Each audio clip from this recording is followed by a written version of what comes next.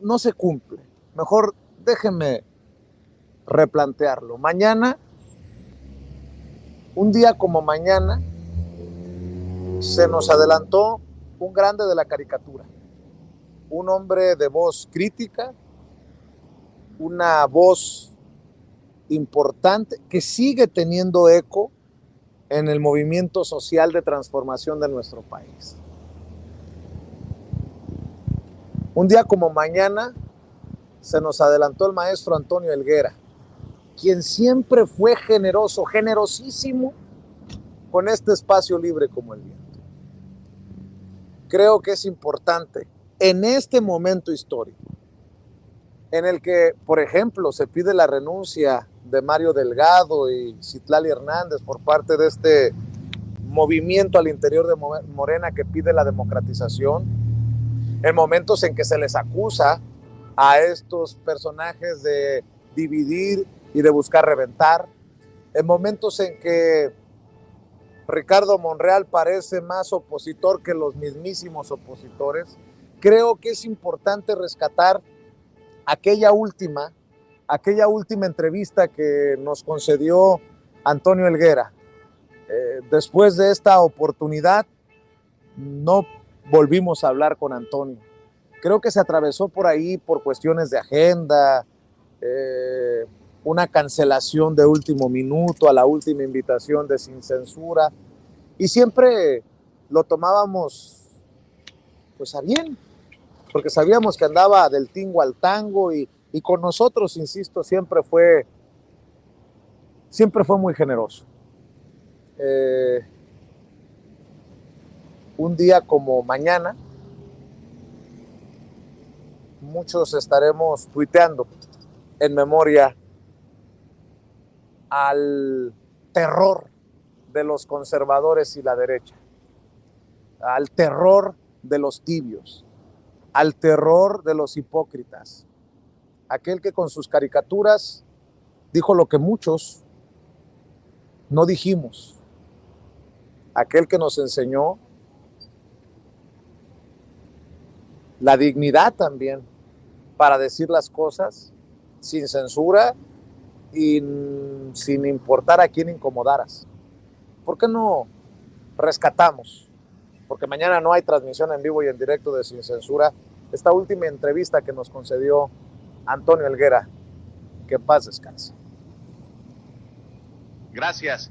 Y también saludo, vaya día, ha sido una cascada de interesantes invitados y que le vamos a poner en estos momentos la cereza al pastel con el admirado, siempre respetado Antonio Helguera, caricaturista monero, a quien saludo con mucho gusto esta tarde. Querido Helguera, ¿cómo te va? Muy buenas tardes.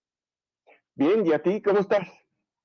Pues aquí tratando de avanzar en este pantano de ruido, de desinformación, de golpeteo, de veneno y de mierda desde la oposición, en donde siguen muy interesados en contarle a la gente que perdió Morena y que ganó la oposición. ¿Cómo la ves, mi querido Antonio? Bueno, sí es sorprendente que la campaña de desinformación y mentiras no solamente fue previo a la elección, sino que inmediatamente después siguieron mintiendo, haciendo creer que habían ganado. Y no deja de ser sorprendente que incluso algunas voces dentro del PAN, por ejemplo, como Gustavo Madero, respaldado por el gobernador Javier Corral, pues hizo un llamado a no hacerse tontos porque no les fue nada bien. Aunque también hay que decir que donde sí les fue bien fue en la Ciudad de México, y eso es lo que nosotros desde este lado deberíamos de enfocarnos en ver qué sucedió aquí, porque es verdaderamente lamentable que perdamos la Ciudad de México y que empiece a regresar a manos de la derecha. Lo que está en riesgo son muchas cosas.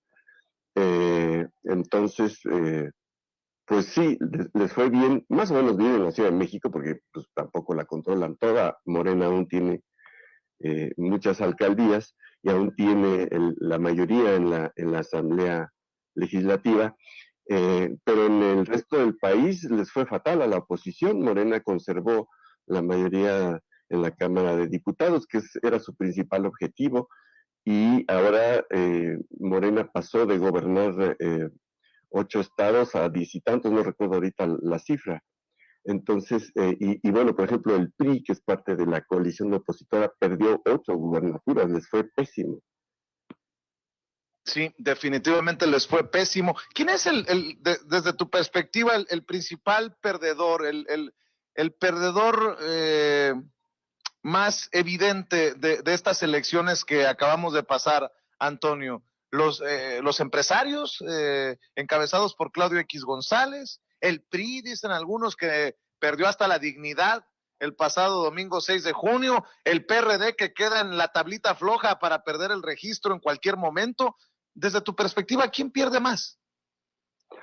Yo pienso que este proyecto que es empresarial, que fue gestado eh, por Claudio X González y Gustavo de Hoyos y esta gente, con la asesoría de Enrique Krause y otros intelectuales neoliberales, es el gran perdedor. El proyecto de ellos es el gran perdedor porque no supieron ofrecer nada que no fuera descalificaciones y ataques a la 4T. Eso en términos generales, pero sí creo que hay que analizarlo por separado. La Ciudad de México definitivamente sí perdió, ya no digamos Morena, sino los que salimos perdidos somos los habitantes de la Ciudad de México con este regreso sobre todo de panistas, ¿no? ¿Tú sí ves la posibilidad de que regrese la derecha con fuerza a la Ciudad de México, o es un resbalón, pues no sé si hasta cierto punto normal, porque no puedo hablar de normalidades en la política? ¿Cómo entiendes esto? ¿Perdió Morena? ¿Fue un voto de castigo? ¿Contra quién fue el voto de castigo? Porque yo tengo datos de que el presidente Andrés Manuel López Obrador goza de una amplia aprobación entre las personas que son encuestadas por diferentes casas encuestadoras. ¿Cómo lo percibes, Antonio? Mira, yo creo que hubo un exceso de confianza. Vamos, empecemos por el hecho de que el partido como tal, Morena Ciudad de México, prácticamente no existe. Es casi un membrete, y que pues, no hizo gran cosa. La operación electoral quedó en manos de individuos o de grupos políticos y no del partido, porque extrañamente y absurdamente el partido no existe en la Ciudad de México. Entonces, pues yo digo que la primera lección para Morena es que se debe de organizar y debe de estructurar Morena Ciudad de México en serio, porque no existe. Entonces, si no existe, ¿cómo va a ganar? ¿Cómo pretendes que gane nada si es prácticamente inexistente? Es realmente inconcebible, pero así es.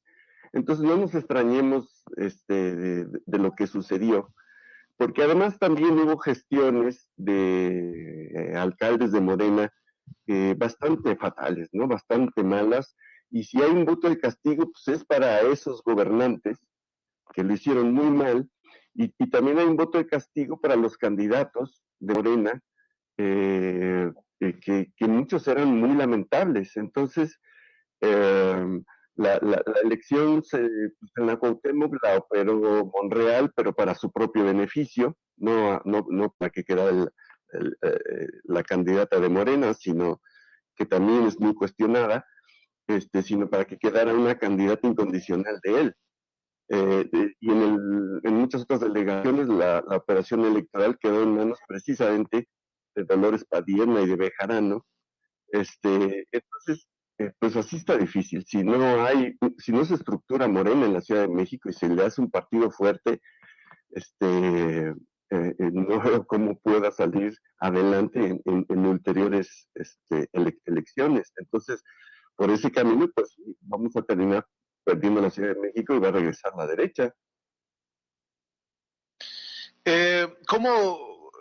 ¿Cómo has visto también estas campañas que siguen como no les fue bien a la oposición y bien decías, pensaste que se iba a terminar con las elecciones, continúa después de las elecciones esta campaña de desprestigio, de ridiculización, este discurso de López Obrador dictador. Seguro estoy que viste cómo entrevistaba León Krause a Jorge Ramos. ¿Qué opinión te merece esto? Dice Jorge Ramos, México ni Venezuela, ni AMLO, Chávez, ni Maduro, y se tuvo que ir el cachorro con mucho respeto lo digo, con la cola entre las patas. A nosotros nos critican mucho, seguramente a ustedes también los moneros, por expresar su opinión en lo que publican. A nosotros nos critican mucho en las redes sociales porque no nos consideran verdaderos periodistas, dicen los que son verdaderos periodistas, pero hacen ridículos como el de León Krause. ¿Qué opinión te merece esto que hasta lleva al presidente Andrés Manuel López Obrador a burlarse en la mañanera ayer? Bueno, no estoy seguro de que León Krause sea periodista realmente, se hace pasar por tal.